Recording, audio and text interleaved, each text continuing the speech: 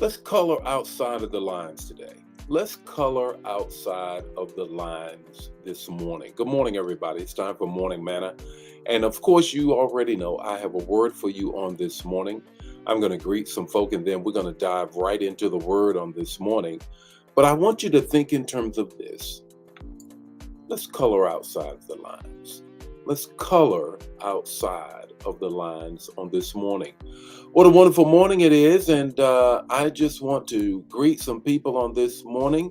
Good morning, Erica. How are you? You were missed on this past Sunday. Meant to text you and let you know. Well, I'll just tell you right now, you were missed on this past Sunday. It was a wonderful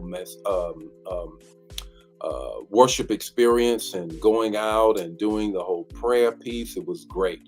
It was really great. Good morning, Carolyn. How are you on this morning? Good morning, Joya. How are you on this morning? Good morning, Pamela. How are you on this morning? Good morning, Brenda. How are you on this morning? Dawn, how are you? Minister Sent, how are you on this morning? What a great morning it is. And this morning, I want to deal with talking about coloring outside of the lines. Coloring outside of the lines.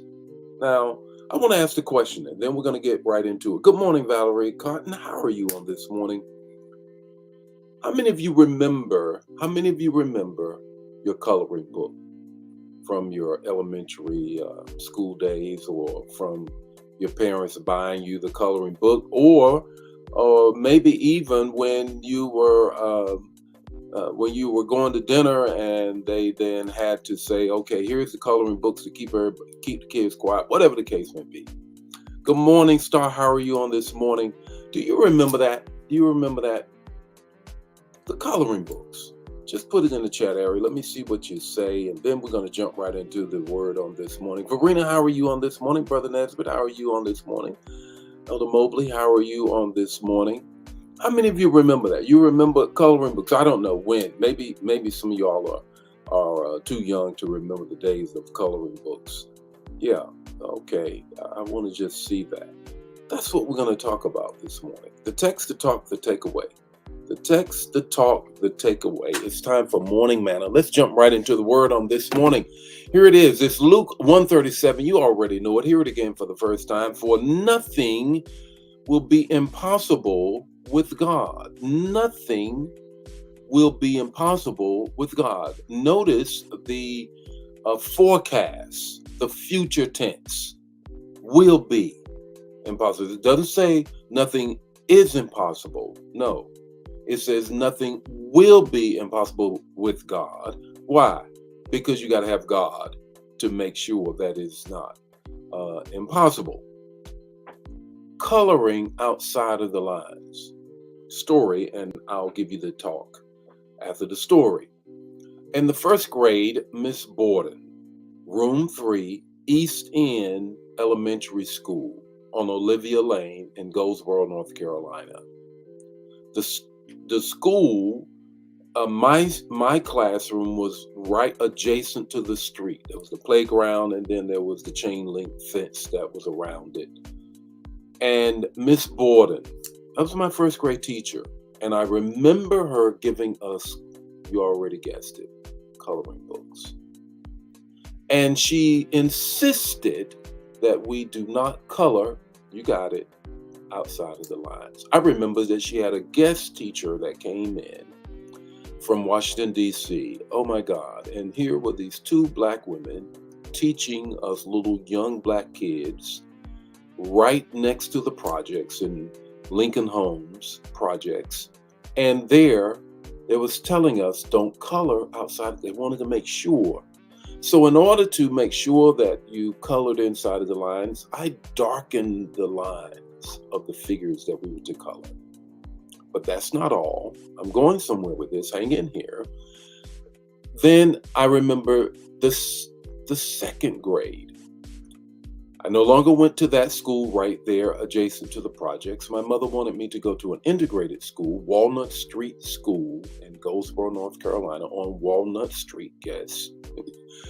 And there, Miss Bowden, a white teacher, and all my classmates were white. And I had my appendix taken out, and she came to the hospital And she saw me. Now, this was in the early 60s, around the time when they blew up the Birmingham church and they killed the kids and all of that. And this white teacher came to see me. And my mother couldn't believe it. She didn't believe it until I showed her the coloring books. When I showed her the coloring books that Miss Bowden brought me and that I had colored, guess what? Inside of the lines. Now, here is the issue that I want you to grab a hold of. I want you to get this. That simple educational prodigy and pedagogy, if you will, of teaching you to color inside of the lines really hindered your growth. Three things that helps you when you color outside of the lines. It helps you to take risk. It helps you to take risk. When you take risks, you step out on God. You step out on God. It says that you have faith, but faith without works is what? Dead. And I add completely dead. So you have to take risks. Risk is about you having measured faith. Walk by faith and not by sight. Second thing is you got to take God on the journey. You got to take God on the journey. When you color outside of the lines, you got to take God on the journey. As long as you're inside of the line, you're within the confines of your own ability. But when you color outside of the lines, you take God on the journey. He's already told you that in Proverbs 3. He said, lean not to your own understanding. Don't stay inside of the lines. But in all thy ways, acknowledge him, step outside of the lines, and he will direct your path. And then your barns will be full. Color outside of the lines. Take a risk. Here's the third thing I want you to grab a hold of. Take another shot, another bite at the apple. The older you get, the more reticent and more cautious you become. The insurance people know that. When you are in your teens, your driving is such that it's not stable. And so they charge you more. But the older you get, the less the insurance. Why? Because they know that you're going to take less risk.